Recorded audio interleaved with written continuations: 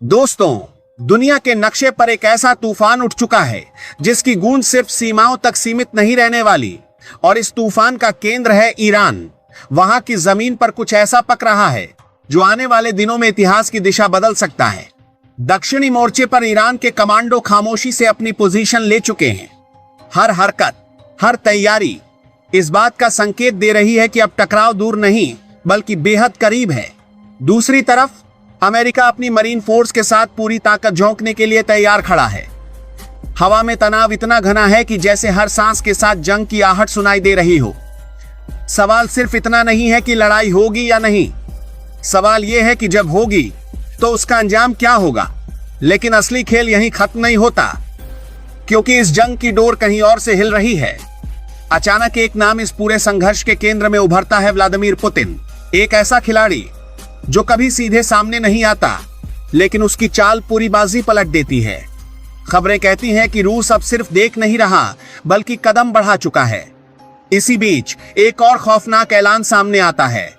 Ramzan Kadyrov, वो नाम जिसके लड़ाकों की दहशत पहले ही कई युद्ध क्षेत्रों में देखी जा चुकी है। उन्होंने साफ कह दिया है, अगर वक्त आया तो वह खुद मैदान में उतरेंगे। उनके चेचन लड़ाके जो बारूद के बीच पलते हैं, अब ईरान की ओर बढ़ रहे हैं। और जब ये लड़ाके किसी जंग में उतरते हैं तो सिर्फ जीत या हार नहीं होती, वहां तबाही लिखी जाती है। अब यह लड़ाई सिर्फ अमेरिका और ईरान के बीच नहीं रह गई, ये एक बड़े टकराव में बदल चुकी है। एक तरफ अमेरिका और उसके सहयोगी, जिनमें बेंजामिन नेतन्याहू के नेतृत्व में इजराइल खड़ा है, और दूसरी तरफ रूस, चीन और उत्तर कोरिया जैसे देश धीरे धीरे ईरान के साथ खड़े नजर आ रहे हैं। जैसे दुनिया दो हिस्सों में बंटी जा रही हो और हर कोई अपने अपने मोर्चे पर तैयार हो रहा हो। इस बीच आसमान से गिरती आग ने हालात को और खतरनाक बना दिया है। ईरान की मिसाइलें लगातार इजराइल के डिफेंस सिस्टम को चुनौती दे रही हैं। इंटरसेप्टर मिसाइलें हवा में उठती हैं, लेकिन कई बार वो भी धोखा खा जाती हैं। कुछ ही सेकंड में आसमान में चमकती लकीरें और फिर जमीन पर तबाही। यह सिर्फ हमला नहीं, यह एक संदेश है। इजराइल के शहरों में डर की एक अजीब खामोशी छा चुकी है। बंकरों में छिपे लोग हर आवाज पर चौंकते हैं, क्योंकि उन्हें नहीं पता अगली मिसाइल कहां गिरेगी। और इसी डर के बीच अमेरिका दावा करता है कि सब कुछ प्लान के मुताबिक चल रहा है। डोनाल्ड ट्रंप का खेमा अपनी जीत की कहानी सुना रहा है, लेकिन जमीन पर हालात कुछ और ही कहानी कह रहे हैं। अब सबसे बड़ा मोड़ सामने है, ग्राउंड ऑपरेशन। अमेरिका के पास अब ज्यादा विकल्प नहीं बचे, और यही वह पल है जिसका इंतजार ईरान कर रहा था, क्योंकि जमीन पर आमने सामने की लड़ाई वही होती है जहां असली ताकत का फैसला होता है। लेकिन जैसे ही अमेरिकी सैनिक ईरान की जमीन पर कदम रखेंगे, तस्वीर पूरी तरह बदल जाएगी, क्योंकि वहां सिर्फ ईरान नहीं होगा, वहां पुतिन की छाया भी होगी, और चेचन लड़ाकों की मौजूदगी इस जंग को और भी भयानक बना देगी। इधर इजराइल ने खुद को इस सीधे टकराव से थोड़ा दूर रखने का फैसला किया है, क्योंकि उसके सामने लेबनान का दूसरा मोर्चा खुला हुआ है। एक तरफ से हमला, दूसरी तरफ से जवाब। यह जंग अब सिर्फ सीमाओं की नहीं रही, बल्कि रणनीति और अस्तित्व की बन चुकी है। फारस की खाड़ी में हलचल तेज हो चुकी है। समुद्र की लहरें भी जैसे आने वाले तूफान की चेतावनी दे रही हैं। ईरान ने साफ कह दिया है, अगर अमेरिकी जहाज आगे बढ़े तो उनका अंजाम समुद्र की गहराइयों में लिखा जाएगा। और तभी एक और खिलाड़ी सामने आता है, रेचेप तैयप एर्दोआन। वह अरब देशों को रोकने की कोशिश कर रहे हैं, लेकिन क्या कोई रुकेगा?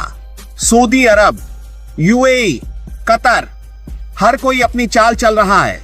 वहीं दूसरी तरफ स्पेन जैसे देश इस आग से दूर रहने का फैसला कर रहे हैं।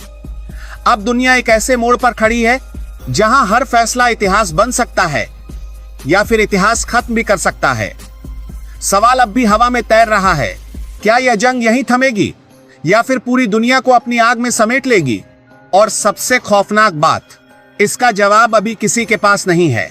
अब जो तस्वीर सामने बन रही है वो सिर्फ एक युद्ध की कहानी नहीं है, यह उस बदलाव की शुरुआत है जो दुनिया के पावर सिस्टम को अंदर से हिला सकता है।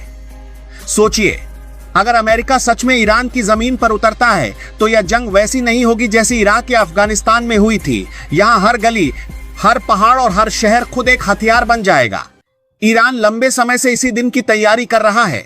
इसका मतलब यह है कि अमेरिका को जीत भले मिल जाए, लेकिन वह जीत बहुत महंगी होगी, इतनी महंगी कि उसका असर आने वाले कई सालों तक दिखेगा। लेकिन असली ट्विस्ट यहां है व्लादिमीर पुतिन का दांव। अगर रूस सीधे मैदान में उतरता है तो वह खुलकर अमेरिका से भिड़ेगा नहीं, बल्कि धीरे धीरे जाल बिछाएगा। रूस का तरीका सीधा हमला नहीं, बल्कि विरोधी को थका देना होता है। ऐसे में यह जंग लंबी खींच सकती है, इतनी लंबी कि दुनिया की अर्थव्यवस्था हिलने लगे। और इसी दौरान सबसे बड़ा खेल तेल का होगा। फारस की खाड़ी और हॉर्मुज का रास्ता अगर थोड़ी देर के लिए भी बाधित हुआ तो दुनिया में तेल की कीमतें आग की तरह फैलेंगी। जिन देशों की अर्थव्यवस्था पहले से कमजोर है, वहां हालात और बिगड़ सकते हैं। लेकिन कुछ देश ऐसे भी होंगे जो इस संकट में मौका देखेंगे और चुपचाप फायदा उठाएंगे।